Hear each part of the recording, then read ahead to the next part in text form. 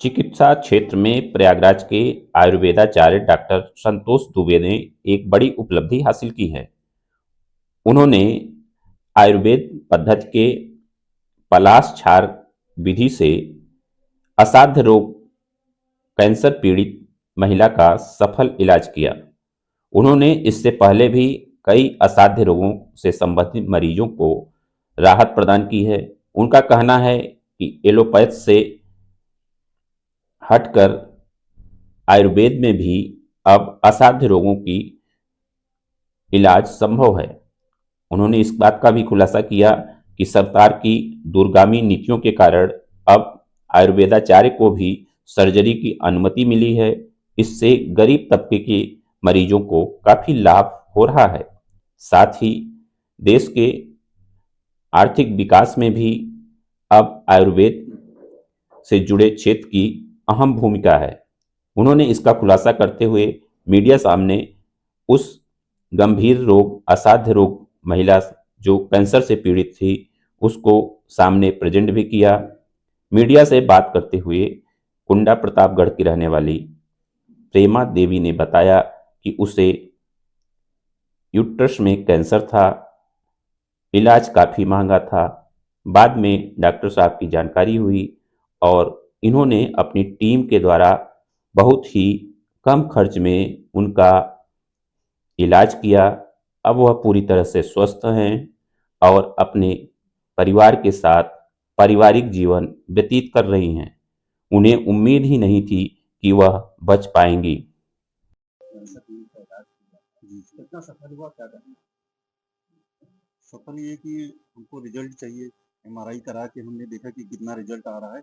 ये तो मेन आपकी जांच के आधार पे ही पता चल सकता है। मान लीजिए हमने कहा कि बहुत अच्छा रिजल्ट है, उससे कोई मतलब नहीं। हमको प्रूफ चाहिए, तो प्रूफ करके तो एमआरआई करा के पहले सर्जरी हुई, उसका रिजल्ट देखा कि एमआरआई कर करके कि कितना रिजल्ट आ रहा है, उसका जाँच कराया।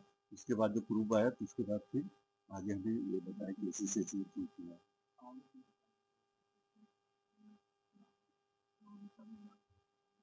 जी, जी, संभव है। ये जैसे लिम्फेडेनोपैथी भी पाई जाती है, कई तरह की पाई जाती है। जैसे लिम्फ नोड निकाल के और हम पलाश जो बना रहे हैं क्षार, उसको टैबलेट फॉर्म में किसी और फॉर्म में, लिक्विड फॉर्म में करके वहाँ पे डाल के उसको रिपेयर करें तो ज़्यादा रिज़ल्ट मिलेगा। इससे जो है उसकी ग्रोथ, मेटास्टेटिक ग्रोथ के कारण से दिक्कत आती है। मान लीजिए निकाल देते हैं हम, एक बार सर्जरी कर देते हैं, लेकिन उसके अदर्स पार्ट में फैलने लगती है, उसकी वजह से प्रॉब्लम आती है। एक बार सर्जरी कर दी लेकिन सक्सेस इसलिए नहीं होती क्योंकि वो अदर पार्ट में फैलने लगती है। इस ग्रोथ को रोकने के लिए जब हम वहाँ पे पलाश क्षार का वो डाल देते हैं, उससे ग्रोथ जो है काफ़ी कम हो जाती है, ना के बराबर होती है।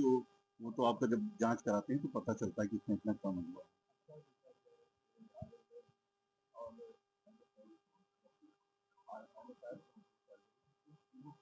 जी, जी। हुँ।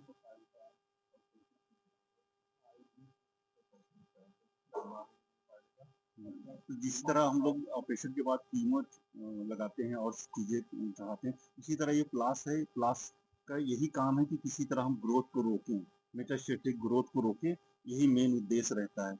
जैसे कीमो आप किस लिए चढ़ाते हैं? इसकी ग्रोथ के और पार्ट में मेन उद्देश्य इसका भी है। तो मान लिया हमने कीमो नहीं चढ़ाया और दूसरी दवाइयाँ उनको चढ़ाई क्योंकि हम आयुर्वेद पे काम कर रहे हैं कि कीमो भी आप चढ़ा सकते हैं, मेन तो हमको ग्रोथ रोकना है। कोई पैथी से मतलब नहीं, पेशेंट हमारे ठीक हों।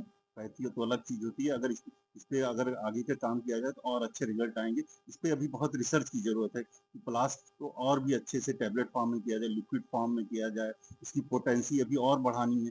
तो हमें पूरी पोटेंसी की दवा नहीं मिल पाई है। कई लोगों से कहा कि पूरी पोटेंसी की दवा ना मिलने की वजह से दिक्कत आ गया है। अगर इसको और हाई पोटेंसी पे रिसर्च किया जाए, उसको और इंसर्ट किया जाए, कर के देखा जाए कि सेल किस तरह उसके खत्म हो रहे हैं, कितनी इसकी ग्रोथ रुक रही है, तो उससे और अच्छे रिजल्ट मिलेंगे। सर अपना परिचय दे दीजिए, कहाँ बैठते हैं सर? हमारा नाम है डॉक्टर संतोष दुबे और हमने गुरुकुल आयुर्वेदिक मेडिकल कॉलेज से मेडिकल का कोर्स किया था। सर्जरी हमने गाजीपुर से किया।